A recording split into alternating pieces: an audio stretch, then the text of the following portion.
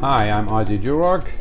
I am the host of OZZIE'S, and today I have the privilege of chatting with a very well-known gentleman and a friend, John Gilmour. John is the Vice President of Marketing and Development for the fine company Magusta. Welcome, John. Thank you, Ozzie. It's a pleasure to be here. How did you get involved into the real estate world? Because you are into mostly development in your company, and you have no gray hair because, you know, the lengthy period of time it takes to get a development of the ground. So how did you get involved? Well, I do have white hair, so it's not quite gray. Well, it started when I was in college, BCIT, in the 70s, and I took the marketing and the real estate option there with the prof being Bert Spruill. You may remember him. Yes, yeah. And then I got involved working with AE LePage, it was called at the time, in the commercial business and industrial. Was that with Peter Maddox? Yeah, Peter Maddox, and now Hendrik Zessel has taken over that. But I was involved in mainly industrial real estate leasing and sales, and in 1981 the interest rates hit the roof, as you may recall, and everybody was losing their shirts left and right, and I had to get out of the business and earn some money, so I got out of it for a period of time, and about 10 years later got back into, I had the opportunity to meet some investors from Hong Kong when I actually was working at the Vancouver Board of Trade at the time in 1988, and they offered me a position with a new development company, and because of my experience in real estate and management and business education, they hired me as their manager of marketing and research at the time. And so we did a lot of research where to do business, and so we had a couple of joint ventures, and one in Vancouver, one in Richmond, and in large multifamily projects. And so the rest is history. So 1988 was auspicious, good fortune. Especially for the Hong Kong Chinese. Yeah, they love that number. Well, the thing is that we are in Vancouver, where we have seen vast price increases in the last 10 years. In fact, the company is founded, Magusta, I guess, in 1989. Since then, we've seen a doubling and tripling of prices. That's right, and the one tower we had in the downtown south, I believe at the time we were selling it around $220 a square foot, and the land prices were around $25 a buildable square foot, and so now in that same neighborhood it'd probably be, I don't know, $1,500 a square foot, or maybe in that range, and land prices, of course, in that neighborhood probably be around $600 a square foot in that neighborhood. Enormous increases and almost unpredictable. I mean, I've always been bullish in real estate, but who could have foreseen these dramatic increases, particularly in the last 5 years? That makes it not easy for you to do the project. So, I mean, you had great projects in Port Moody, for instance, and while you were building, they kept on going up. Well, that's right. Well, they just close right next door to Port Moody in Burquitlam. We still have under construction a 23-story concrete tower, mixed use, commercial ground floor, about 10,000 square feet. And that sold out in 2016 in about 11 weeks, averaging just under $600 a square foot to the consumer on average. And now, of course, in that neighborhood, the developers are looking for in the high 800s to 900 a square foot. So the people who bought, whether investor or owner-occupied buyers, have done really well. Yeah, mind-boggling. I mean, it's the same in Surrey and Langley and all over the place. But of course, now the market has changed. So what areas are you focusing on right now for development opportunities, and what areas don't you like? Yeah, well, we're number one, most important is to finish off the project that we have in Coquitlam. But the areas we want to be in the future are primarily transportation-oriented neighborhoods, close to SkyTrain stations, so people who can afford to buy a home may forego having a car for a period of time. And even though we are required to build parking spaces, they may or may not have a parking space, but transportation-oriented development neighborhoods is what we're looking for mostly. Well, it's the millennials. You know, I look at my grandson. You know, he doesn't want a car. I said, how can he breathe not having a car? But he knows where the SkyTrain is. He knows where he can rent a car. And I listen to him. He says, I'm renting a car for $8 a day, and I go to Costco, do all my work, and I gas included and insurance. I think, maybe it's not stupid after all. No, it's a new world, right? So I want to be close to transportation. That's right, and close to work as well. And so the SkyTrain and the transportation helps them to be close to work. And it's been said before that if you can walk to work, or you switch from driving to work to walking to work, or a short commute by transit, it's like finding a newfound love in your life. So we'd like to have people feeling like that and happy customers. Yeah, and I guess a lot of developers, even throughout the Lower Mainland, are now building places where you can walk out the front door into a relatively nice environment, or even businesses. You walk out the door and you have other businesses around you, and you create sort of a community feel, not just sort of a cold-hearted tower. Absolutely, and the community that's outside their front door becomes part of their living room and recreation room, and there's shopping. It's a whole different type of lifestyle. And you know, somebody who has a large house in the suburbs may be only able to afford a 1 or 2 bedroom condo, as small in the downtown area, but because of all the amenities around there, it makes it very livable. Sure. When Concord built downtown in Falls Creek, for a year or two, there was not really that much interest. People would rather go over the bridge and see where the shopping is in my bakery. But now that you know all the services are there, then it of course took off because of what you say. It's that community feel. Right. You're involved in pre-sales, and of course there's been a lot of bad press about pre-sales and flipping and all this. But I mean, tell me a little bit about what is your experience? What was your first pre-sale experience as a developer? Well, yeah, our first pre-sale experience was in the early 90s, about 1993 and 4. We had a 296 unit condominium development in Richmond at St. Albans and Blundell, and that was a 4-story low-rise wood frame building wrapped around a parkade. So for that building we needed to do some pre-sales. And so we were one of the first first developers to do a pre-sale in Vancouver. And so we rented a warehouse on number 3 Road and Alderbridge, and about a 10,000 square foot warehouse. And developers don't do it like this anymore, but we built a 1-bedroom display suite and a 2-bedroom display suite right inside a 10,000 square foot warehouse. And then we had desks and tables and chairs all over for people to sit down with the salespeople. But they got to see the full life size, not just vignettes, but the full life size units. But although it did turn out to be quite expensive, the lease of the industrial lease was quite expensive, and so we terminated that.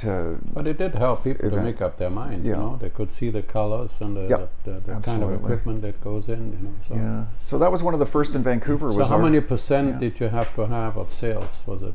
I don't recall the percentage at the time, and honestly, our company has never really had a pre-sale requirement because the financial strength is good enough to enable us to not have that requirement in the past. Although lately some of the lenders are tightening up quite a bit and requiring those pre-sales in order to get the financing. And I'm sure they would like Magusta because you've been in business since 1989. I keep hearing, I think I wrote about it in OZZIE'S, that a lot of developers may not get the money simply because they have been relatively young in the business. The banks may be almost discriminating in favor of a known development company that can actually start a project and finish it. That's right. Well, we've heard lately that the tier 1 borrowers or developers are the ones that are going to get priority for financing from lenders, and so we hope we're still in that tier.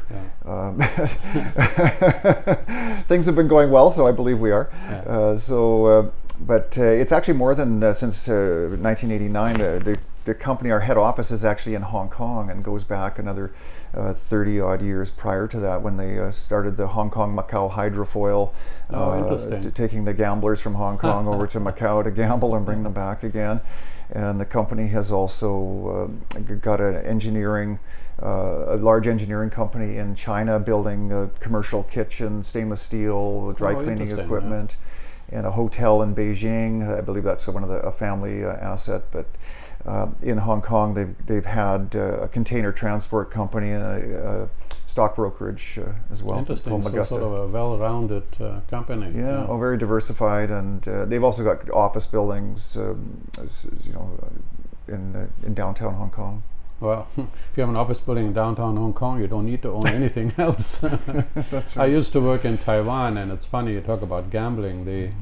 Apparently, I believe on Fridays, the telephone to Hong Kong the telephone lines were so busy that the government decided we can no longer allow them to gamble in there. So then the airplanes got so full to Hong Kong just to gamble in Macau, I guess. So that's the interesting thing. Yeah. Well, what are your thoughts on pre-sales currently? Well, they're still required, and some lenders are requiring as much as the loan to cover the payback of the loan, but it really varies from borrower to borrower, what terms and lender to lender, what terms that they feel comfortable with after assessing the risk of that borrower. So they may be needing as many as 60% could be sign on the dotted line. Right? That's right. So if the construction loan is $50 million, so they'll want to see at least $50 million in sales before they're comfortable, and they may want to see more than that. In fact, 60 or 70%, because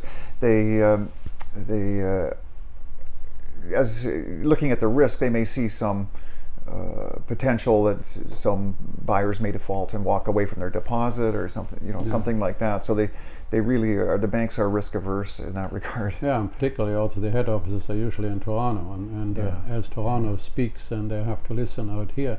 I also understand that some of the banks look at their own portfolios, and if they feel they're overexposed already, then they'll make the decision based not on the new developer, but on what they have. Yes, that's true. Well, I've heard that as well. Although we keep going back to our same lender, HSBC, because of our long history. We've got about a 50-year history with them, and they know us well, and they keep coming back to us as we do to them. Well, the interesting thing is, of course, that we made all these headlines on assignments. People buying it 2 years ago at, like you said, 600 a foot, and then it got to 800, and they assign it to somebody else. Your company, you allow assignments? We do allow assignments. There's an assignment fee. We were charging a 1.5% fee until recently. The provincial government came out with a new requirement that all assignments be registered with the province, and so we've had to increase our assignment fee as a result. So because of the higher administration involved with. That's the assignment fee on the full price of the. On the full price, and that's payable by the assignor, which is the purchaser, our purchaser, who then assigns it to the assignee, and so that assignor has about a 3% assignment fee to pay, and then if they have a realtor, then they'll be looking at a realtor commission as well. And if they're making a profit, they're looking at income tax as well. Well, the thing is that's what I thought was so unfair with all the bad headlines, because clearly if I make a profit, I have to declare it on anything. I sell my car at $100,000 profit, I have to declare it. And if we don't declare it, it's a personal, fraudulent, illegal thing. And so what does it have to do with the developer? What's it have to do with the original buyer?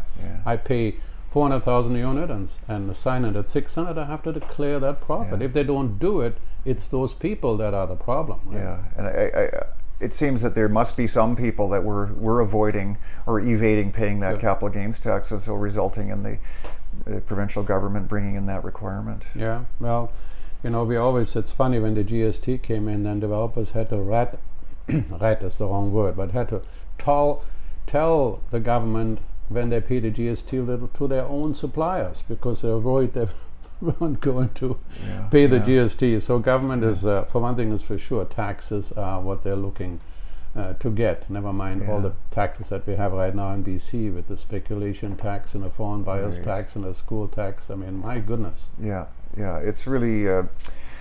It's really hurt the housing industry, although with the continued in-migration over the next, predicted 350,000 to Canada, per year, we're probably going to get our 16% and per year in BC, so around 50 or 60,000. It will, of course, it's going to vary, and so because of that and the low vacancy rate in rental, people are going to need a place to live when they get here. Initially, they may stay with friends or family, but eventually they're going to need to move. They either have to rent or buy something. Exactly. Yeah. So there's. I honestly believe that this is a slowdown for a period of time. Who knows how long? But there will be pent up demand, and when the timing is right, then the market will be back again. 100%. I mean, look, we've been around for a while. I've been around for a while. You're not as long as I have been around, but almost. But when you look at, we had an Asian crisis and a Russian flu and a Mexican crisis, and then we had 9/11, and then we had the economic crisis, and each time people said, "Oh, this is it. It'll never get up again." Right? Particularly, I remember the economic crisis of 2009. It was over. Right? The world was coming to an end. Yeah. But the reality was, as Warren Buffett says, when people are crying, you should be buying, right? And whoever bought in 2009 or in the middle of any of those crises, they did well. So. Yeah, exactly. And the developers are the same way. When the market's hot for land for development sites, everybody sort of piles on, and when it slows down, we tend to pull back. But honestly, it's the same thing when you're looking for development sites, you're in the business. The time to buy is when the market is down. And although land prices for developers don't seem to drop as much as probably the sales prices of the end units. So we have to look hard, and as you have said in the past, Ozzie, make stink bids or stink offers. Always leave an offer, right? Leave an offer on the table. You never know if they'll come back and take it. Yeah, it's funny. In fact, we used to teach that. We said, you go to a development office in tough times, and the salesman will say, "We don't discount." But still leave an offer on the table. It's 460,000, and you can tell whoever's in charge, I would buy it at 390. And the salesman will say, "No, forget it." But then the salesman goes to the office meeting next Monday, and the developer says, "What was the result?" And he says, "Well, we had this nutcase, he offered 390. Well, give me his number, right? And then he'll try and get me to buy maybe a furniture package because he doesn't really want to reduce the price, or a car. We have even now we have all sorts of offers. I'll buy the mortgage for you. And the point is, the crazy world that we live in Vancouver, when the market is crazy with 5 multiple offers on every house, and the buyers wrestle each other to the ground in the living room of the seller and pay 50,000 more than it's worth, that we consider to be a good market, rather than now where the realtor has time, the vendor is more amenable to maybe looking at an offer. That's when we are holding back. It's like people like to buy at the top and get out at the bottom. Well, the sanity has come back. Honestly, it was to have those lineups and multiple bids. It's very frustrating for somebody who has a few dollars for a down payment and wants to go out and buy something, and they're always getting outbid, and the continual price escalations are really frustrating for anybody trying to get into the market. So now is actually a good time for buyers, obviously. Yeah, and I would echo that. I mean, what we have to remember, as you said, we have the inward migration. We also have 140,000 students that come to Vancouver, and I was talking to somebody who should know. He figures as many as 60% of those actually will get a visa to stay. So we have all that in an area that is bordered by a border on one side, an ocean on the other, and mountains. We can't go any further. I mean, if you go to Calgary and Edmonton, you can go in all directions. Your company also developed in Calgary. That's right, and those students are a big part of the market.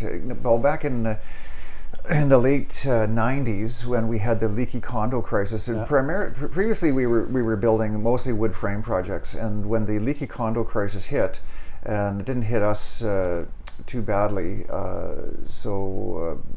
a lot of our customers, we kind of looked at it, the customers have left town, and there was a outward migration to Calgary, and so we kind of joked that we were going after our customers in Calgary now, and so we had 3 big projects there, totaling 521 units, wood frame near Mount Royal University, is what it's called now. And well, in those days we were, again, the prices were so low, selling at around $150 a square foot for the wood frame condos. And we went in with the small suite sizes, and we were told by the locals that Calgary wasn't ready for small suites. Well, I tell you, we sold those units really, really well. And in the first phase of that large project, we had some suites that were quite large, a 2-bedroom and den that were about, I think it was around 11 or 1,200 square feet, and they said, "Yeah, you got to have some of those large units." Well, those are the units that didn't sell, and until the very end, and I think we had to discount those ones to sell them. So the small units that are very efficient, floor plans with no wasted corridor or hallway space, they sold really well, and so we were quite pleased with that. Well, my real estate company, Jurock Investment Realty, we have a lot of investors, and they were looking for return, and so they will buy the smaller unit depending on what the rent they get. Does it make sense for them? And that's what they're looking for. It's an interesting word because it is developer. You have to make it work. You have to make the numbers work on your pro forma, right? And so what do you build is important. Yeah. So and that's a big part of what we do as developers, is look at the numbers. And our land cost, the land costs have been continually escalating, and hopefully we've seen the end of that for the time being. And we've got construction cost that is been escalating as well. And well, in Coquitlam we were locked in at $260 a square foot hard cost, and now for that same building it'd probably be about $325 a square foot. And we were looking in Port Moody.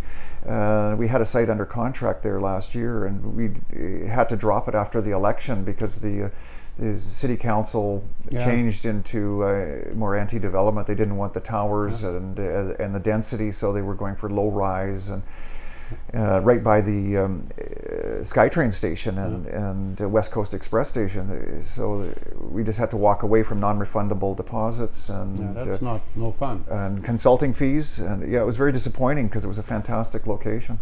Well, the surprising thing to me is it seems to be a federal government that is trying to cool down the market with stress tests and whatnot, and sort of kill the real estate industry. The provincial government brought in all sorts of taxes, and now municipalities. I mean, you look at the Surrey election, and now the SkyTrain is cancelled. Billions and years, like 10 years in the making, the money in the bank, and now they're going to start from scratch. When they go, all of these things the council makes. That developers made a decision to buy that piece of land in the expectation something was going to happen. And in White Rock, the new council changed the height requirement. And here the developer had been expecting 20 stories, now he's down to 12. The numbers don't make sense anymore. That's right. And so the land value basically drops in half right away as soon as the council rezones it for something lower density. So we had to walk away from it, otherwise we would have lost money from day one. Sometimes the first loss is the best one. But as I made a speech to the development industry in Surrey for the Board of Trade 3 weeks ago, and I said, it seems to me the developer is blamed for everything. He's the bad boy or the bad girl, and which I think is silly. We in the industry we got to fight more too. Realtor as well. Hey, we're not the problem. I mean, we have a very limited amount of properties. In 35 years, we built 3,100 rental units. That's ridiculous. In fact, before that, the 5 years before, from 35 years ago, we built more than that in 2 years. And so at the same time, we've had a population explode. We built no new units on the rental side.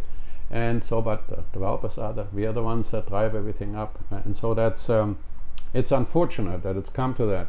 But on the numbers, Neil Crystal, who's the president of Polygon, was talking to UDI, and he says the numbers don't make sense, we won't move forward, right?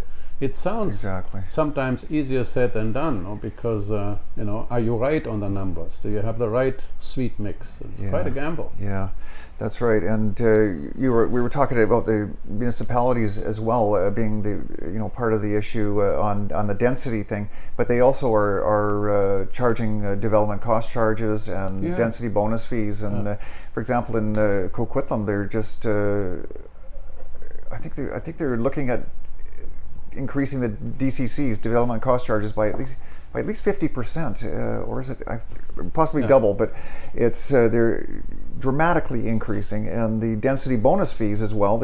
As the market has been rising up, our cost in Burquitlam was based on $80 per buildable square foot of land cost, and so now with the market, they would do an appraisal at say $150 a buildable. So it would be, the density bonusing fees would have been double, or almost double. Yeah. So all those things affect the pro forma, and so you got the land costs, construction costs, municipal costs, interest costs have been going up a little bit lately, and so if you're left with some bottom line, then you go ahead with the project, and if the numbers don't work, then you either drop the site, or if it's part of your land bank, then you just sit on it until the numbers do work.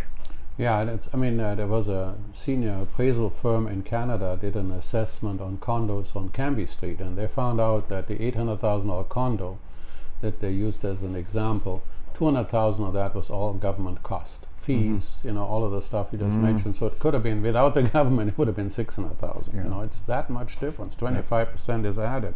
That's the real problem. Yeah, that's right. And then on top of that, you've got the landowners in that area with land for sale right now that are my neighbor down the street, they sold their house for $4 million. I should be able to get $4 million as well, but they don't realize that the density of the zoning or the OCP, the designation for that land, much higher density. So no, they don't. You're not going to get that kind of price. The OCP, the official community plan, governments are not really out to get us. The municipalities aren't, although we sometimes feel that way. But they want to do what they believe is best for the local area. But quite often, they are over exuberant in terms of what they want somebody to pay, and the developer just says, you know what, I'm going to wait. Polygon said at the UDI, he also mentioned that this year we haven't really, we started doing less last year, and we're now still trying to figure out what we're going to do this year. Every developer sits back and says, just a minute. In the same time, the government says, we need to build more. Yes. And they make it more and more difficult. Yeah, that's right. And I don't know how the province of BC is going to do it, but they were hoping to build, I think it was 114,000 rental units. And, but they wanted the help of the developer. What I thought was really funny, let's zap them first and then help us. That's right. Who's going to build it? We don't know, but nobody really can answer that question. Yeah, it's silly. I just filled out the speculation tax form. Not only did I have to do it, because I own everything with my wife, I had to fill it out. My wife also has to fill out for the same property. Yeah.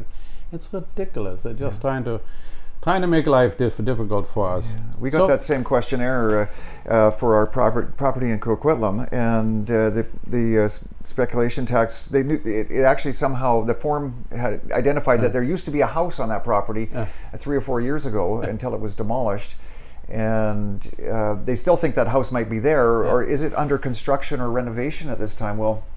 And then there's a bunch of answers that you could check a box, and we just don't know which which question to check on, and so we have to talk to our lawyers. So these kind of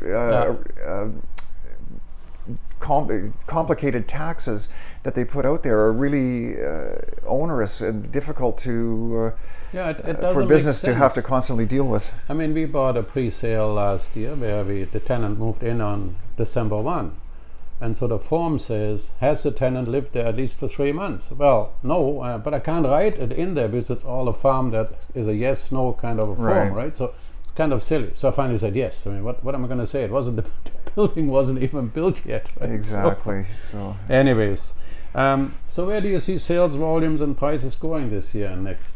Well, I think they'll be down. They're definitely going to be down from last year and the year before for sure. So the volumes of sales of condo, we've seen other developers suffering particularly in the suburbs, where some projects are selling for maybe 1 or 2 or 3 units per month. Yeah. Where previously they were used to selling 20 or 25 a month, and so definitely the volumes are down. So, back in the leaky condo days, we thought that 4 a month was actually pretty good. But then we got spoiled. But some of those, I've heard of one project, maybe 1 a month if they're lucky, for a townhouse project in the suburbs. So they would definitely be open for offers. I would think at this point, or some incentives.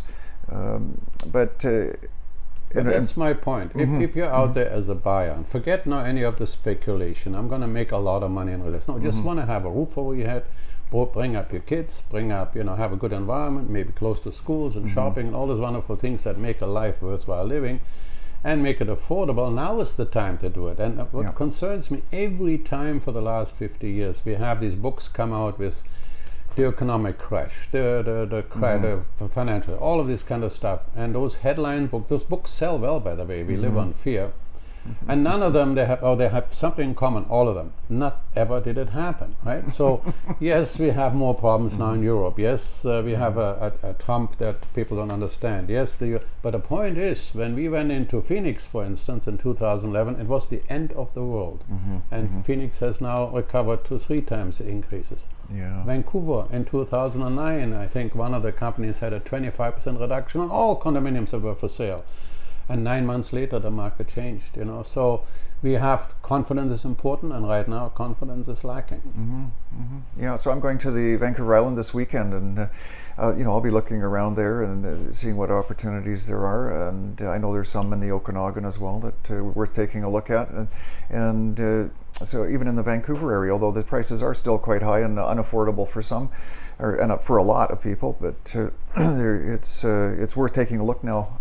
Well, that's it. And the people have to realize that in life you don't get what you deserve, you get what you negotiate. So you got to make some offers, and you got to learn the 3 words. So what? Next. I make an offer. He says no. You say thank you very much. Next, right?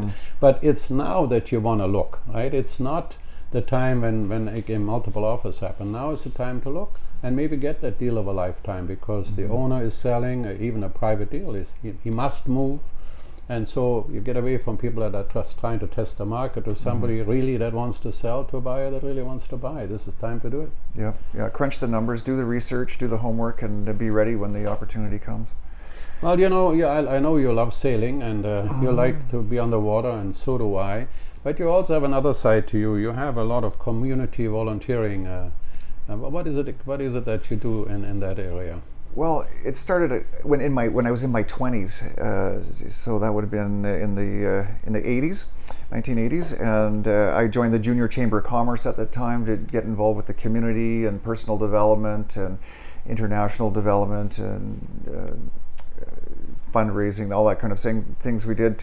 But and then during the family times, I was involved in cross-country ski coaching, soccer coaching, and then I wanted to become more involved in the community aspect, and became involved with the Lynn Valley Community Association in North Vancouver, where I currently live. And now I've given that up, but still involved in the community, but currently president of the Museum Society in North Vancouver. Oh, interesting. Yeah. So we're building a new museum at the bottom of Lonsdale, just across from Lonsdale Quay, on the ground floor of a Polygon building, actually.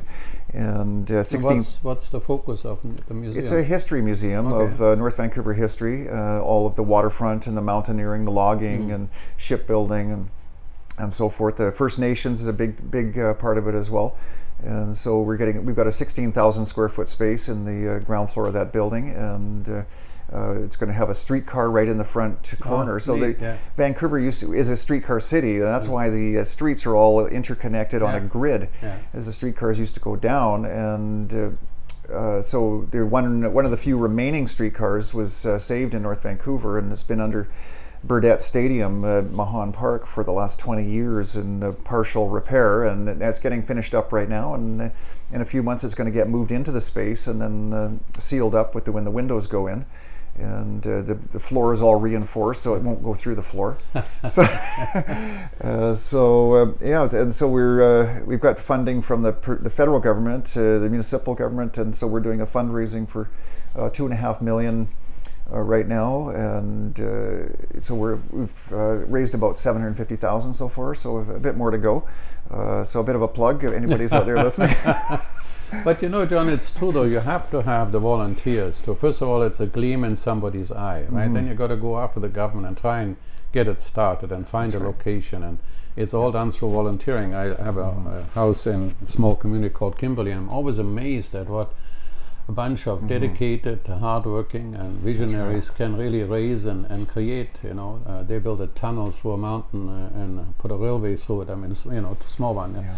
The whole idea is what people like you do is really very, very worthwhile and needed. In this age. And it wouldn't have happened without the arrangement with Polygon. They actually got extra density, extra height on their building, moving it up, I think, from 6 or 7 stories to 13, and they got the extra density to help pay for that ground floor commercial space, which is probably worth about $10 million, which they gave to the community for this museum, and so we're pretty excited about that. Yeah, no question. But again, somebody had to go and ask them, will you do this? Exactly. Right? It's usually left up to the volunteers.